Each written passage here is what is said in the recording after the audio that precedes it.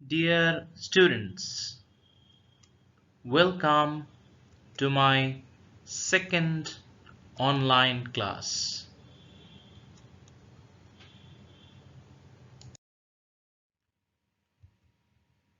This is Muhammad Riazur Rahman, Assistant Professor in English in Duaripara Government College, Rupnagar, Dhaka. My dear students, if you can remember, we started our discussion on narration change in our last class. Today, we are going to continue that discussion on direct speech and indirect speech in this second part.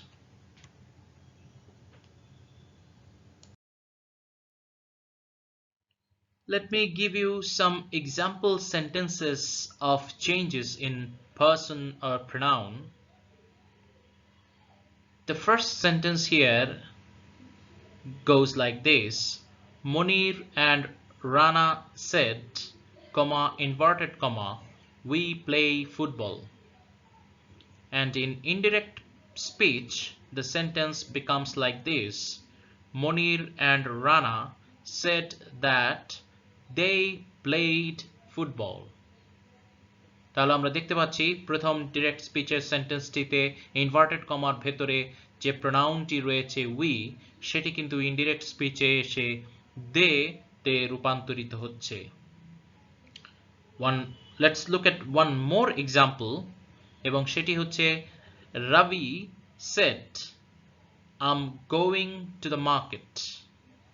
In indirect speech, the same sentence becomes like this: Ravi said that he was going to the market. অর্থাৎ inverted কমার ভেতরে যে প্রোনাউনটি ছিল I, সেটি কিন্তু indirect স্পিচে এসে হিতে রূপান্তরিত হচ্ছে।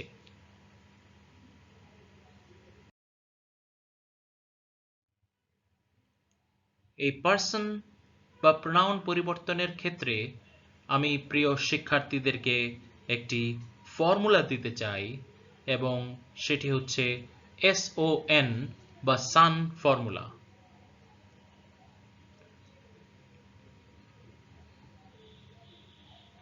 ফর্মুলাটি আমরা এখানে দেখতে পাচ্ছি। এটি যদি আমরা বিশ্লেষণ করি তাহলে দেখতে পাবো ইনভার্টেড কমার ভেতরে যদি কোনো ফার্স্ট পারসন প্রোনাউন থাকে তাহলে তার পরিবর্তনটি ঘটে সাবজেক্ট অনুযায়ী, অর্থাৎ ডিরেক্ট স্পিচের যে মূল সাবজেক্ট রয়েছে, যে বক্তা রয়েছে, তার পারসন অনুযায়ী ইনভার্টেড কমার ভেতরে থাকা ফার্স্ট পারসন সম্পর্কিত শব্দগুলো পরিবর্তিত হয়। অন্যদিকে ইনভার্টেড কমার ভেতরে যদি সেকেন্ড পারসন রিলেটেড কোনো শব্দ বা শব্দ সমষ্টি থাকে তাহলে সেটি কিন্তু মূল যে ডিরেক্ট স্পিচের সেন্টেন্সটি রয়েছে তার যে অবজেক্ট থাকবে সেই অবজেক্ট অনুযায়ী পরিবর্তন ঘটবে।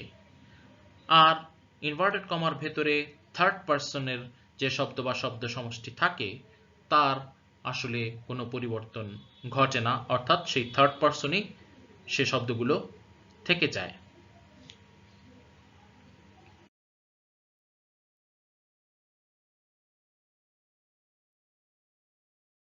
এবারে আমরা জানব রিপোর্টেড ভার্বের টেন্সের যে পরিবর্তন হয় সে সম্পর্কে। রিপোর্টেড ভার্ব কোনটি? রিপোর্টেড ভার্ব হচ্ছে ইনভার্টেড কমার ভেতরে যে মেইন ভার্বটি থাকে সেটি রিপোর্টেড ভার্ব, এবং সেটির টেন্স এর পরিবর্তন ঘটে, কারণ আমরা ইতিমধ্যে জেনেছি যে বেশিরভাগ ক্ষেত্রেই রিপোর্টিং ভার্ব যেটি, অর্থাৎ ইনভার্টেড কমার আগে বা বাইরে বলা যেতে পারে যে ভার্বটি থাকে সেটি পাস্ট টেন্সই থাকে বেশিরভাগ সময়, এবং সে কারণে এই ভেতরকার টেন্সটির ইনভার্টেড কমার ভেতরকার টেন্সটির পরিবর্তন হয় এবং সেটি আমরা কিছু এক্সাম্পলের মাধ্যমে দেখবার চেষ্টা করব। যেমন প্রথম একটি ডিরেক্ট স্পিচের এক্সাম্পল আমরা দেখতে পাচ্ছি এখানে, যেমন বলা হচ্ছে যে Kamal said, comma inverted comma, I want to be a teacher. And here in this sentence, simple present tense has been used inside the inverted commas. You see, I want, simple present tense. কিন্তু যখন এটাকে আমরা reported speech বা indirect স্পিচে রূপান্তর করব, তখন সেন্টেন্সটি কি হচ্ছে দেখতে পাচ্ছ, সেটি কিন্তু ভেতরের যে I want সেটা wanted হয়ে যাচ্ছে, অর্থাৎ সিম্পল প্রেজেন্ট টেন্সটি সিম্পল পাস্ট টেন্সে পরিণত হচ্ছে। Kamal said that she wanted to be a teacher. অর্থাৎ দেখতে পাচ্ছি রিপোর্টিং ভার্ব পাস্ট টেন্সে থাকলে রিপোর্টেড ভার্বটি সিম্পল প্রেজেন্ট থেকে পরিণত হয় সিম্পল পাস্টে,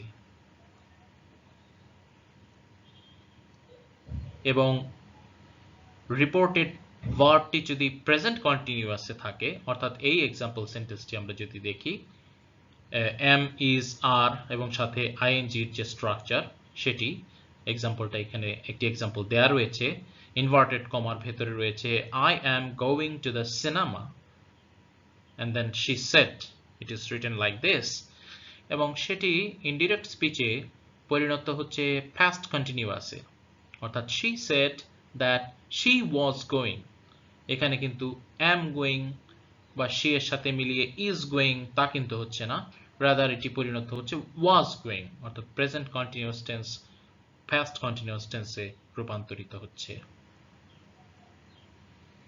এবারে আমরা দেখব রিপোর্টেড ভার্বটি ডিরেক্ট স্পিচে ইনভার্টেড কমার ভেতরে যদি প্রেজেন্ট পারফেক্ট বা সিম্পল পাস্ট টেন্সে থাকে, যেমন এই সেন্টেন্সটি হচ্ছে he said inverted comma John has phoned, এটি হচ্ছে প্রেজেন্ট পারফেক্ট ফর্মে, অথবা সিম্পল পাস্টে হতে পারে জন ফোনড মি। অর্থাৎ প্রেজেন্ট পারফেক্ট বা সিম্পল পাস্ট যাই থাকুক না কেন, সেটি কিন্তু রিপোর্টেড স্পিচ বা ইনডিরেক্ট স্পিচে এসে পাস্ট পারফেক্টে পরিণত হচ্ছে, অর্থাৎ he said that John had phoned him, অর্থাৎ ইনভার্টেড কমার ভিতরে জন হ্যাজ ফোনড অথবা শুধু ফোনড যাই থাকুক না কেন, সেটি কিন্তু জন হ্যাড ফোনড অর্থাৎ পাস্ট পারফেক্ট টেন্সে পরিণত হয়ে যাচ্ছে।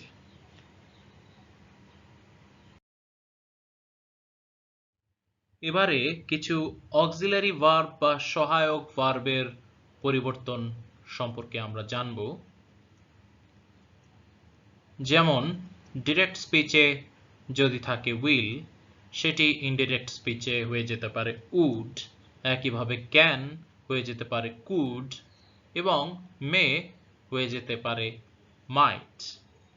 দুটি উদাহরণের সেন্টেন্সের মাধ্যমে আমরা ব্যাপারটিকে দেখি। যেমন এইখানে ডিরেক্ট স্পিচের একটি সেন্টেন্স দেওয়া রয়েছে, will you go there, inverted কমার ভেতরে রয়েছে এবং তারপরে লেখা রয়েছে জন সেড, এবং এই সেন্টেন্সটি ইনডিরেক্ট স্পিচে এসে হয়ে যাচ্ছে জন asked if he would go there, অর্থাৎ ইনভার্টেড কমার ভেতরে ডিরেক্ট স্পিচে যেটি ছিল উইল, সেটি কিন্তু ইনডিরেক্ট স্পিচ বা রিপোর্টেড স্পিচে এসে হয়ে যাচ্ছে would.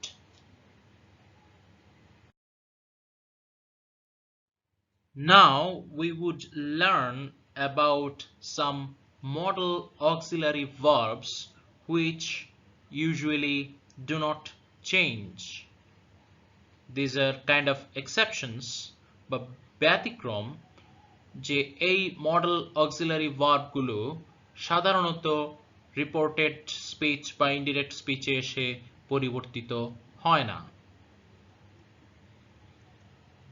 যেমন would, should, need, could, might, ought, must। এখানে কয়েকটি উদাহরণ দিয়ে দেওয়া হলো। এই মডেল অক্সিলারি ভার্বগুলো যদি ডিরেক্ট স্পিচের ইনভার্টেড কমার ভেতরে থাকে তাহলে সেটি কিন্তু ইনডিরেক্ট স্পিচে এসে পরিবর্তিত হয় না, অপরিবর্তিতই থাকে। আমরা উদাহরণের মাধ্যমে দেখতে পারি। এখানে যে সেন্টেন্সটি দেয়া হলো, he said comma inverted comma it might be too late, এবং এই সেন্টেন্সটি ইনডিরেক্ট স্পিচে পরিবর্তিত হচ্ছে এভাবে, he said that it might be too late, অর্থাৎ ডিরেক্ট স্পিচে ইনভার্টেড কমার ভেতরে যে মাইট শব্দটি রয়েছে সেটি কিন্তু ইনডিরেক্ট স্পিচে এসে একই থেকে যাচ্ছে, অর্থাৎ কোনো পরিবর্তন হচ্ছে না।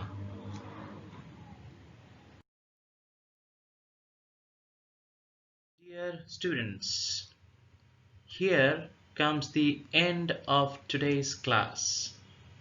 In the next class, we will learn about narration change in terms of different types of sentences such as assertive sentence, interrogative sentence, etc.